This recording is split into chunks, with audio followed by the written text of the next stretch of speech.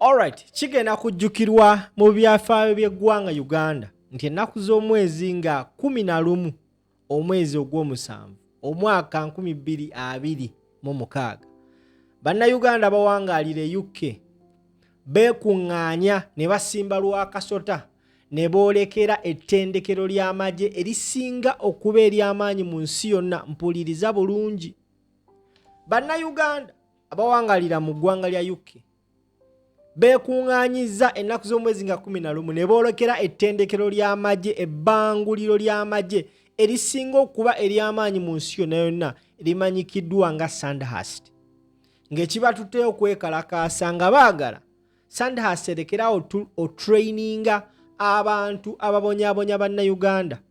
Era mu bye baasabye mutabani wa Muhoozi Rugaba ali e Sandhust akomezebwewo e Uganda. And trust me, abaana bakikoze. Njagala olabe ekibadde ku Sandhust olwaleero. Bano bannayuganda be UK ate otugamba ekigambo gumite, bano bo tebali gumite, bali pumite. Tambuza video. The power of the people, elected by the people, to work for the people. In short, that's what God democracy. Go and do some research. Human rights is at the lowest level it's ever been. I want to say this, okay? There are people that is happening in South Africa. You'll be surprised. Museveni has got something to do with it. Because it's been all the regional countries of East Africa. Now here we are talking about training a grandson of a dictator. How does that sound? Double standards. UK has had enough of paying for these double standards. UK has problems. We have enough problems. Health system, education, infrastructure, security, and you end up sending millions to these dictators around the world. When are we going to stop? When are we going to put a back on all this madness? According to Sandhust, we are going to make as much noise as we can until the message is got across. Because the more you train these monsters to go out there to do all the dirty games, because of the little money they paid you, the more we're going to make so much noise. Unbearable noise. So ladies and gentlemen, a message to the authority of Sandhust. Cross and double cross check all the cadets, especially the cadets from Uganda. These cadets are being trained to go and kill people, displace people, abuse the human rights. And who's picking up the pieces? The people in the United Kingdom. Enough is enough. Ladies and gentlemen, UK has had enough of this madness. You boys in Downing Street, is a message for you as well. We vote for you to protect the rights of the United Kingdom. But yet again, you are the same people conniving with these dictators around the world.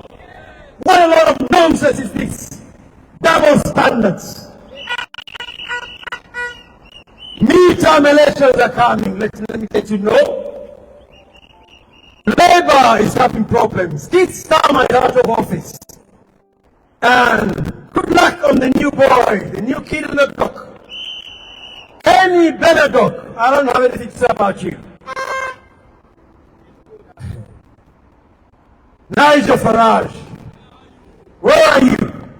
Now, ladies and gentlemen, if you don't want to listen to the voices on the street, if you don't want to listen to the people's voices, believe me, you're going to have a rough time. And this is a message for Sandhust. The more you keep on training these monsters who are going to displace humanity around the world, who are going to abuse human rights. Sandhust was not put here for monsters. Sandhust is an institution trained for intelligent, diligent servers, not monsters around the world. You're not going to bring your rubbish from around the world because you've got the money and you bring them here. UK is picking up the pieces. I'm going to repeat this time and again. We've had enough of your madness. Allowing dictators to rave around the world These dictators have created instability of all kinds. How much more taxes are you going to keep on paying for the instability around the world? I've paid enough taxes because of the foreign policy. This foreign policy is supporting a few. You should stop supporting these relationships. This relationship with these dictators should stop because they've got a backward effect. You and I are paying the price. You are not sick, but believe me, you pay the price. Who is paying the price? If you cannot pay the price, well, go on the petrol stations, go on the country. That's when you realize any foreign policy. You don't know politics, but politics look after you. Different. They're all the same.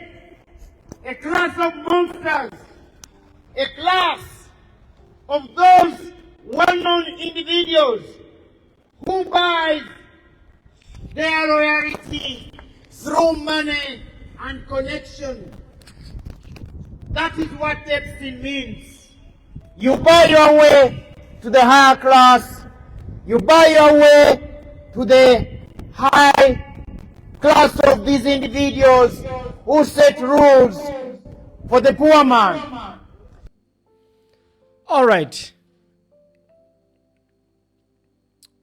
Sometimes when ndaba video nga zino oluusi mpulira nga njagala kaaba. Wotunulira emyaka egy'abaami n'abakyala abavudde mu nnyumba zaabwe ne bagenda okwekala awo we bali just across Sandhust eri across bo bayimiridde sides eno oluguudo.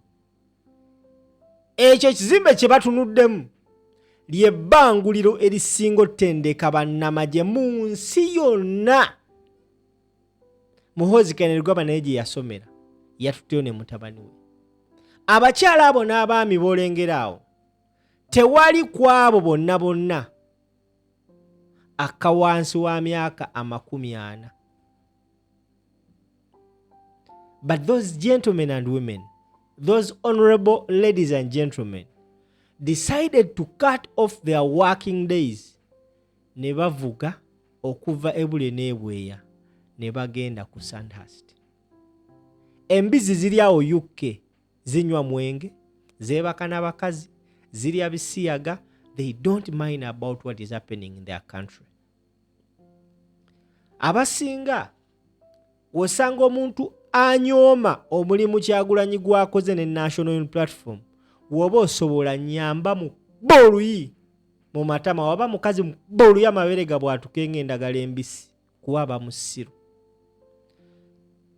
Abantu bona abaze bavuganya mu 7 tewali yali atuuse kussa li influencing abantu kola kintu bana abantu kye bakoze. Banaye basebo ne banyago nkugambye bana abakyala n'abaami babadde ku Sandhust. Ate nga nkakasa nkugamba ebigambo bino ke batandise, this was just the starting day. Ke batandise lero ku ngeri gye mmanyi bamama bange ne batata bange abo bali abe UK baasukka bajanjawaza n'otunuulira agavubuka gali awo UK gasinika mannyo. They are doing totally nothing.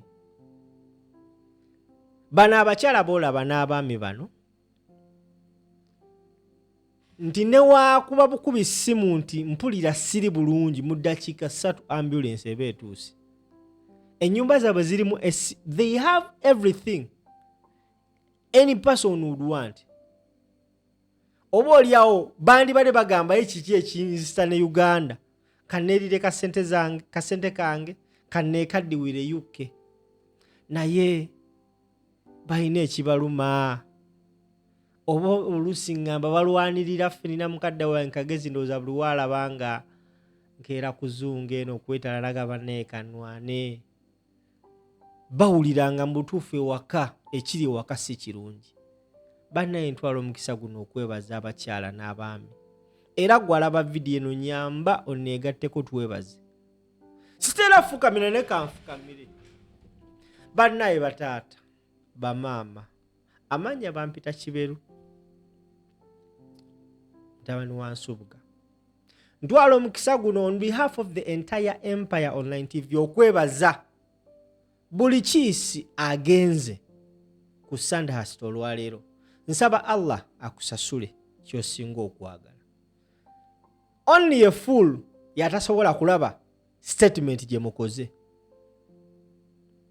It might have been very low ng'abamu bwe balowooza, naye nze mu kulaba okwange the statement was loud.